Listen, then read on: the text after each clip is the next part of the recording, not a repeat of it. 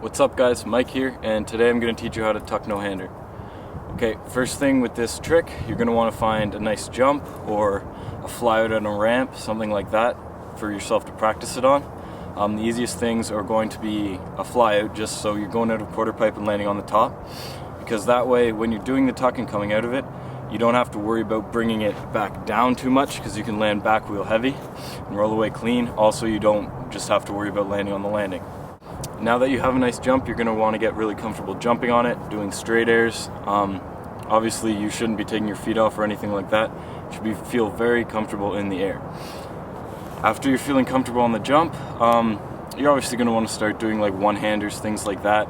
I find the closest thing to doing a tuck is actually tucking the bars like you would for a tuck no-hander, but just taking one hand off as far as you can. So you come up the lip, put your bars into your waist, and throw one hand off. You can practice doing that with both hands. One hand's probably going to feel a bit easier. Most people have an easier hand to take off.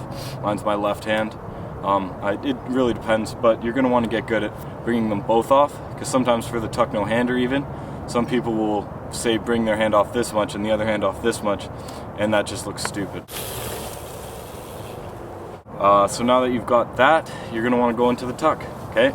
So coming right off the lip, and I mean as soon as you get off the lip, you throw your bars down in your waist and you toss your hands off, okay? It sounds really easy, and in essence it is really easy. There isn't too much technique, but it's all in your head. If you think you can do it, you actually can. And the very first time you take both hands off, you're gonna think like, wow, this was much easier than I thought it was. It's all just a mental barrier. So once again, you come off, throw your bars in your waist, and at the same time, take your hands off. Even when you're first learning, something that helps even more is as soon as you go off the lip, instead of bringing the bars into your waist, you can sort of let your hands off the bars and bring it in at the same time, kind of like that. So you're throwing it in like that, and you can get your hands back quickly, just boom. Okay?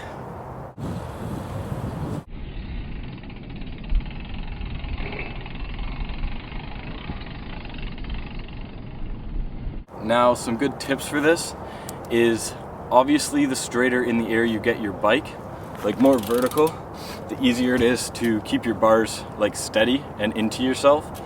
But if you go too vertical on a jump, it's really hard to bring the bike back, and as I have in an example, you're gonna have to toss the bike away.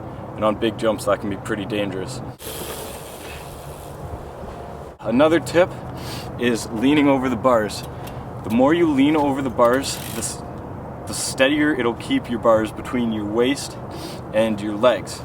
You're gonna wanna tuck it right in there. Like, see how I can keep the bars in the air a little bit by just leaning into it like that?